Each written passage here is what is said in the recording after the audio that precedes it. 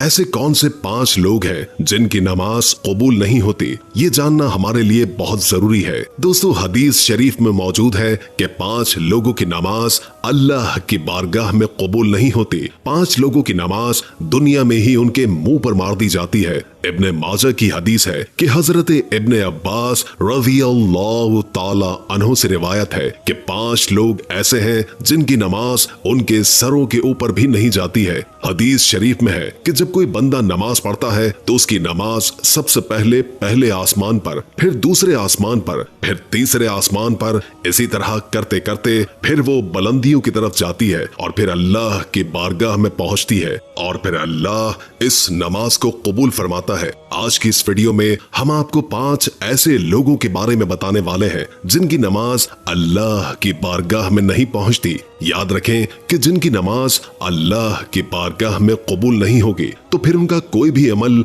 अल्लाह की बारगाह में कबूल नहीं होगा। दोस्तों, सबसे पहला इंसान है शराबी, यानी कि जो शख्स शराब पीता है और शराब का कारोबार करता है। ऐसे शख्स की नमाज को इस दुनिया में ही उसके मुंह पर मार दिया जाता है। याद रखें कि जब तक कोई शराबी इंसान अल्लाह से सच्चे दिल से तौबा नहीं कर लेता है, जब तक वो शराब पीना नहीं छोड़ देता, तब तक उसकी नमाज उसके सर के ऊपर से नहीं जाती है। यानी कि तब तक ऐसे इंसान की नमाज अल्लाह की बारगाह में नहीं पहुंचती है। दोस्तों, किसी जमाने में एक सूदखोर शख्स था जो नमाज का पाबंद था, लेकिन पैसा जब उसके पास ज्यादा आने लगा तो उसने शराब पीना शुरू कर दिया। यानी कि वो हर वक्त शराब के नशे में रहने लग गया। एक दिन वो शराब के नशे में धुत होकर सीढ़ियों से नीचे उतर रहा था कि एकदम से वो मुंह के बल जमीन पर गिरा और वहीं मर गया। उसका बेटा कई रोज तक अपने बाप के गम मनाता रहा। एक दिन बेटे ने बाप को जब ख्वाब में देखा तो पूछा, अब्बा आपके क्या हाल है? तो बाप ने कहा कि ना पूछ बेटे,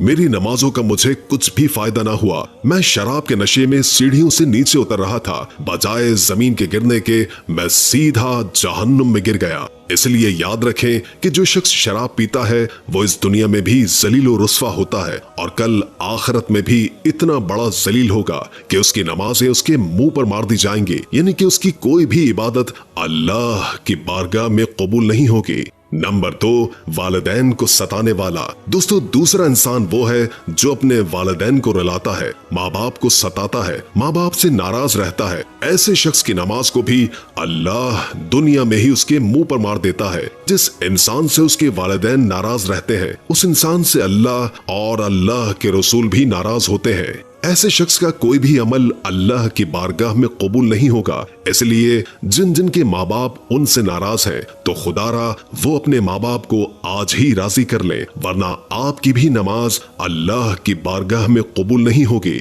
नंबर 3, शौहर से नाराज बीवी। दोस्तों, तीसरा इंसान वो औरत है जो इस हाल में रात गुजारती है कि वो अपने शौहर से नाराज होकर सो जाए। यानी कि वो अपने शौहर से नाराज होकर रात गुजारे तो ऐसी औरत की नमाज भी अल्लाह की बारगाह में कबूल नहीं होगी। आजकल देखने में आता है कि मियाँ बीवी छोटी छोटी बातों पर नाराज हो जाते हैं और कई कई सालों तक आपस में नाराज रहते हैं। कई बार तो इनकी नाराजगी तलाक तक पहुंच जाती है। तो ऐसी औरतों के बारे में फरमाया गया है कि अगर कोई औरत अपने शौहर से नाराज होकर रात गुजारे तो ऐसी औरत पर अल्लाह के फरिश्ते रात भर लानत करते रहते हैं और ऐसी औरत की नमाज अल्लाह की बारगाह में कबूल नहीं होती और इसके साथ ही शौहर की नमाज भी अल्लाह की बारगाह में कबूल नहीं होती। जो अपनी बीवी पर जुल्म करता है उसको रुलाता है, अल्लाह पाक ऐसे इंसान की नमाज भी अपनी बारगाह में कबूल नहीं फरमाएगा। एक रोज मदीना शहर में एक शख्स गरीबी से तंग आकर अपनी बीवी को मार रहा था। बीवी जोर जोर से रो रही थी।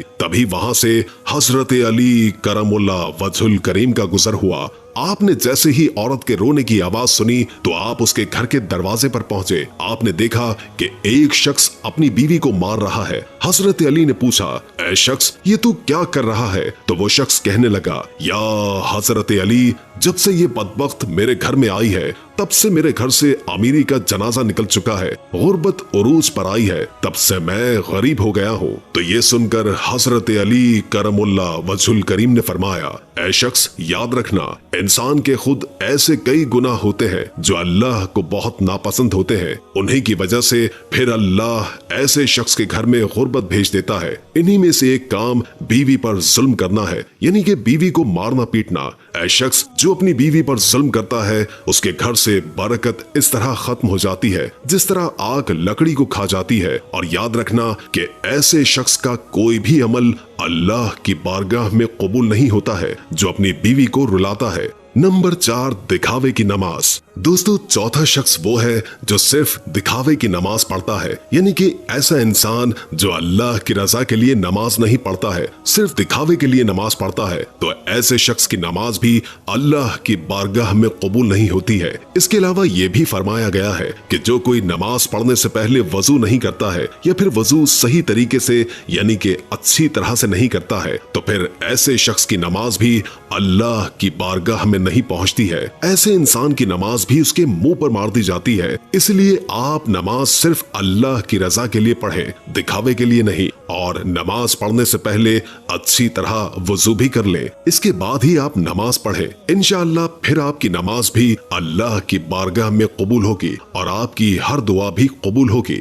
नंबर 5, सूदखोर की नमाज। दोस्तों, 5वां इंसान है सूदखोर। याद रखें कि जो इंसान सुबह शाम सूद के पैसे खाता है, सूद के पैसों से पेट भरता है, तो ऐसे शख्स के बारे में फरमाया गया है कि जो शख्स सूद के पैसे खाता है, ऐसे शख्स की नमाज को भी अल्लाह उसके मुंह पर मार देता है। यानी कि ऐसे शख्स की नमाज भी अल्लाह की बारगाह में कबूल नहीं होती है। आपको मालूम है कि सूद हराम है और हराम खाने वाले शख्स की नमाज अल्लाह तबारक व तआला की बारगाह में कभी कबूल नहीं होती है। इसके अलावा दोस्तों, इब्न माजा हदीस शरीफ में हजरत इब्न अब्बास रज़ियल्लाहु ताला अन्हु से रिवायत है कि मस्जिद के ऐसे इमाम की नमाज भी अल्लाह की बारगाह में कबूल नहीं है जो मुजरिम होता है, जो शरीयत के खिलाफ काम करता है, यानी कि वो तरह तरह के गलत काम करता है जिसकी वजह से लोग इस इमाम को नापसंद करते हो। तो फिर ऐसे इमाम की नमाज भी उसके मुंह पर मार दी जाती है। यानी कि मस्जिद के ऐसे इमाम की कोई भी नमाज अल्लाह की बारगाह में कबूल नहीं होती है। दोस्तों, आजकल ऐसे बहुत से लोग हैं जो मस्जिद के इमाम तो होते हैं लेकिन वो शरीयत के खिलाफ काम करते हैं और फिर जब उन्हें इमामत से हटा दिया जाए